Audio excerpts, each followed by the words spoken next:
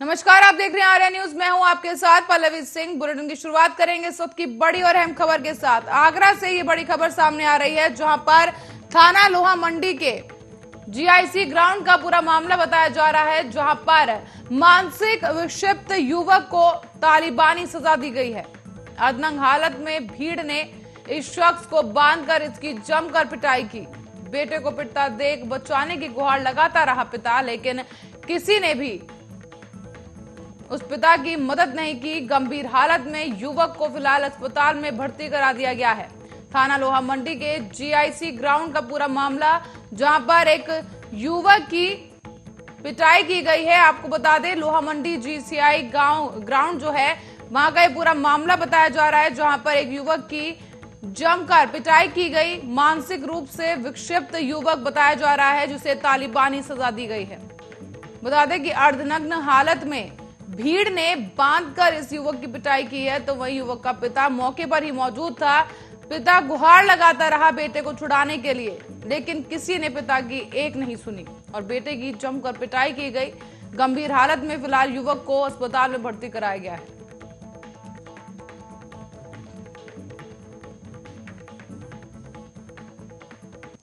और अब बता दें आपको कि दिल्ली से एक खबर सामने आ रही है, जहां बूथ स्तर के कार्यकर्ताओं से संवाद करेगी बीजेपी। बड़ी खबर इस वक्त की, बीजेपी संवाद करेगी अब बूथ स्तर के कार्यकर्ताओं से।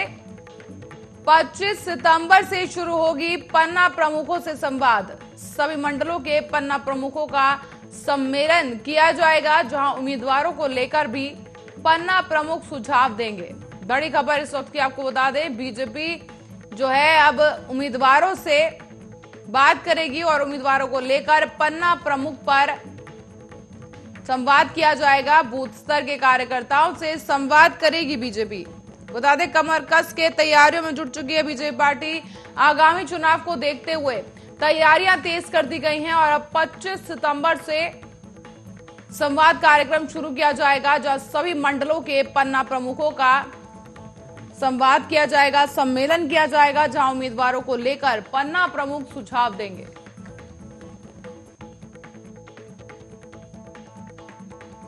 और रुक करेंगे अगली बड़ी खबर की ओर, जो कि गोंडा से सामने आई है। जमीनी विवाद के चलते एक महिला की बेरहमी के साथ पिटाई कर दी गई है।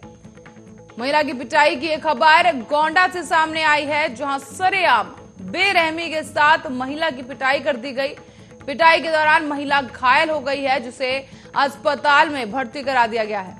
बता दें कि पिछले 1.5 साल से चल रहा था इस जमीनी विवाद और आए दिन विवाद को लेकर मारपीट जैसी खबर सामने आती रही है। और सूचना पर पहुंची पुलिस ने फिलहाल शव को कब्जे में ले लिया और पुलिस ने मामला दर्ज कर जांच पड़ताल शुरू कर दी है। बड़ी खबर इस वक्त की आपको बता रहे हैं, जहां पर महिला की बेरहमी के साथ पिटाई की, उसके बाद उसे घायल अवस्था में अस्पताल में भर्ती कराया गया, जहां महिला की मौत हो गई है। फिलहाल पुलिस ने शव को पोस्टमार्टम के लिए भेज दिया है। जमीनी विवाद को लेकर मारपीट का ये मामला सामने आया।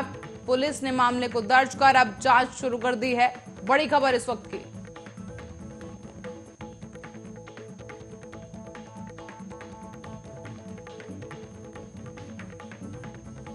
और आपको बता दें कि सुप्रीम कोर्ट कॉलेजियम ने अब हाई कोर्ट्स में जजों की खाली पदों की नियुक्ति की प्रक्रिया तेज कर दी है।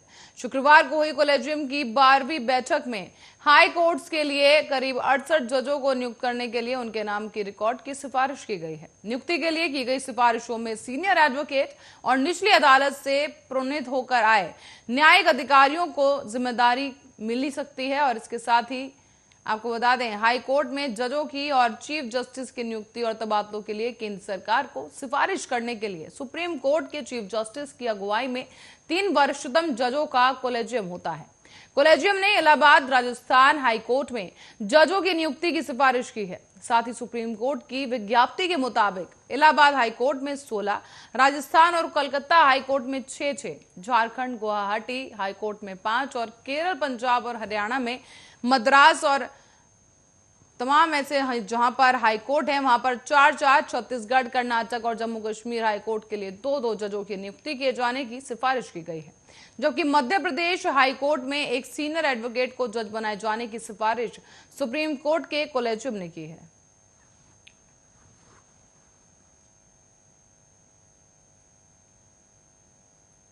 और नेता प्रतिपक्ष रही स्वर्गीय इंदिरा हृदय के निधन के बाद अब ये पहला मौका है जब कांग्रेस शनिवार को हल्द्वानी में अपनी सियासी ताकत दिखाएगी।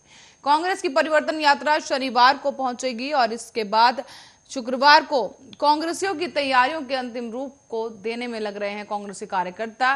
कांग्रेस जिला अध्यक्ष सतीश नैनवाल ने कहा है कि महंगाई और बढ़ती बेरोजगारी और नौकरियों का टोटा, Haldwani ISBT stadium, ring road और खराब सड़कों का हिसाब परिवर्तन यात्रा के माध्यम से मांगा जाएगा।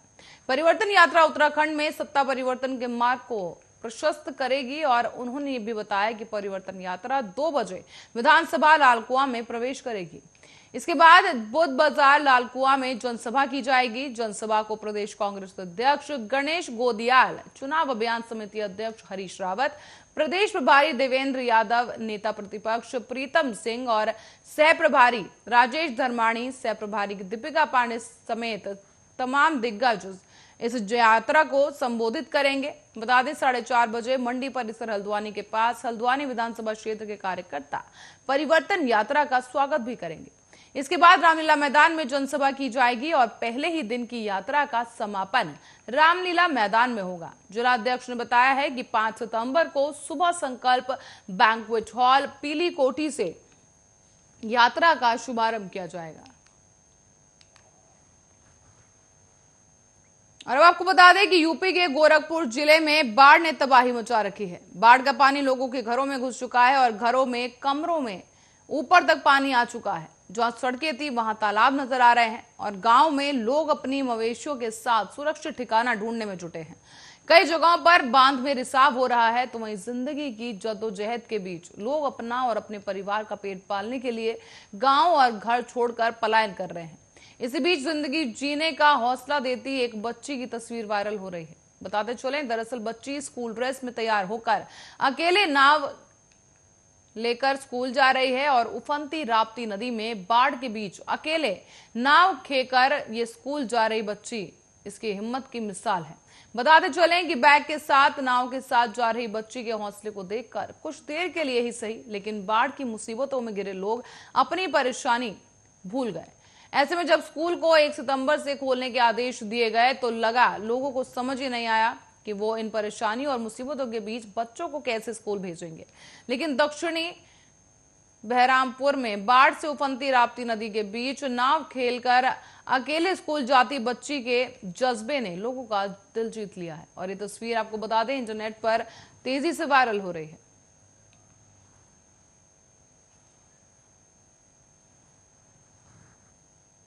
और यूपी के गाजियाबाद जिले में इन दिनों एक सिरफिरे का खौफ मंडरा रहा है। सिरफिरे शख्स आए दिन महिलाओं को अपना निशाना बना रहे हैं और आरोपी शख्स महिलाओं पर चाकू से हमला कर रहे हैं। बता दें कि बीते 24 घंटे में महिलाओं पर हमले की 2 घटनाएं सामने आ चुकी हैं। इन हमलों के बाद से इलाकों में दहशत का माहौल है। पुलिस भी आरोपी की तलाश में जुटी हुई है। तो वहीं दिल दहला देने वाली ये घटनाएं लिंक रोड थाना इलाके के महाराजपुर की बताई जा रही है। बता दें कि एक सिरफिरा महिलाओं के मुंह पर चाकू से हमला कर रहा है। अब तक ये शख्स 2 महिलाओं को अपना शिकार बना चुका है। तो वहीं महिला पर ताजा हमले का मामला महाराजपुर से सामने आया, जहां बदमाश ने एक युवती के चेहरे पर चाकू से वार कर दिया और पीड़िता का नाम हसमुना खातून बताया जा रहा है। हसमुना खातून ने बताया है कि वारदात जो है करीब 5 बजे की है, जब वो घर का दरवाजा खोलकर अकेले सो रही थी। खातून ने बताया कि अचानक से किसी ने मुंह पर चाकू मारा और फरार हो गया। पीड़िता के मुताबिक आरोपी की उम्र लगभग 16 साल रही है और उसने सफेद शर्ट पहन रखी थी। पीड़िता मदद के लिए चिल्लाई, आसपास के लोग उसे इलाज के लिए अस्पताल ले गए। बताते चले कि महाराजपुर में इस तरह की ये दूसरी घटना है। कल भी एक महिला पर सिर पर वार किया गया और चाकू से महिला के सर में चाकू घुसा दिया गया और अब दूसरी तरह से इस तरह की घटना सामने आई है, जिससे इलाके में दहशत का माहौल बना हुआ है। इसी बीच SP city second Gyanendra Kumar Singh ने बताया कि आरोपी की तलाश जारी है और जल्द ही उसे पकड़ लिया जाएगा।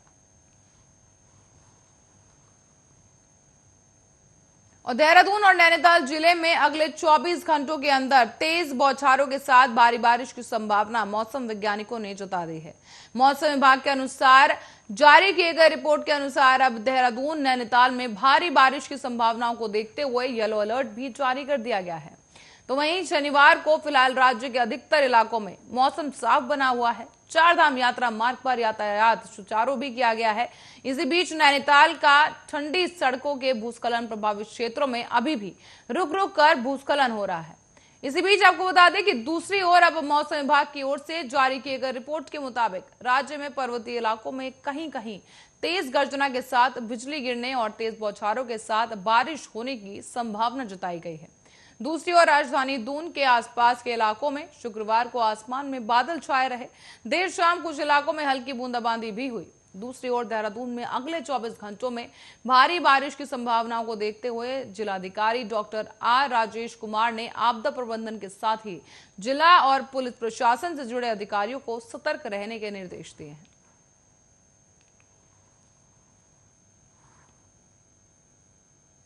और वहीं अजमेर जिले में बयावर पिपलिया बाजार में रहने वाली अलीशा बाफना उर्फ गुड़िया ने चावल के एक दाने पर हिंदी और पंजाबी में सिख धर्म का मूल मंत्र एक ओंकार लिखकर रिकॉर्ड बनाया है। बता दें महावीर प्रसाद बाफाना की 24 साल की पुत्री अलीशा का नाम unique book of world records में दर्ज कर लिया गया है और अलीशा ने पहले 10 मिनट 20 सेकंड के रिकॉर्ड समय में चावल के एक दाने पर हिंदी में एक ओंकार लिखा है। इस दौरान उनके मन में आया कि मूल मंत्र पंजाबी में है, इस कारण उन्होंने मूल मंत्र को उसकी मूल भाषा में लिखने का उन्होंने तय किया, जिसके बाद 20 मिनट में पंजाबी भाषा में मूल मंत्र को 61 शब्द को लिख दिया है। गौरतलब है कि महज 24 साल की उम्र में अलीशा ने कई कीर्तिमान अपने नाम कर लिए हैं। इसी बीच आपको बता दें कि इससे पहले भी अलीशा ने चावल के दाने पर महामृत्युंजय मंत्र, नवकार महामंत्र और समेत कई अन्य मंत्र और नाम वो लिख चुकी हैं। अलीशा ने बताया है कि जय गच्छपति जैन संत आचार्य पद्मश्री महाराज ने डॉक्टर पद्मचंद्र महाराज के प्रवचन लिखने के दौरान उनके कॉपी में कम जगह पर ज्यादा अक्षर लिखने की प्रतिभा को देखा। गुरुदेव ने उनसे कहा कि चावल के दाने पर लिखने का प्रयास करें। इस पर परिवार के सदस्यों ने भी उन्हें प्रेरित किया और फिर चावल के दाने पर अपनी प्रतिभा को निखारने का उन्होंने प्रयास शुरू किया और आज उसी की वजह से वो ये बड़ा कीर्तिमान रच पाई हैं।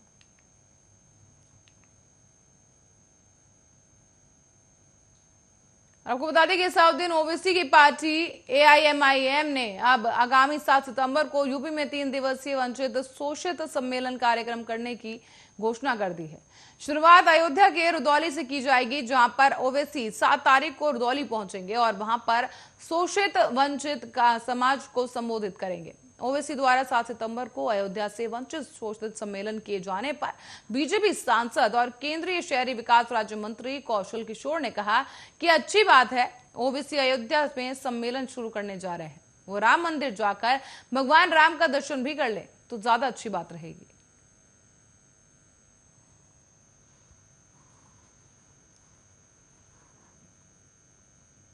वहीं वसूली के आरोपों में फंसे महाराष्ट्र के पूर्व गृह मंत्री अनिल देशमुख की मुसीबतें लगातार बढ़ती जा रही हैं। हाल ही में अब सीबीआई की प्राथमिक जांच की एक रिपोर्ट सोशल मीडिया में वायरल हो गई थी।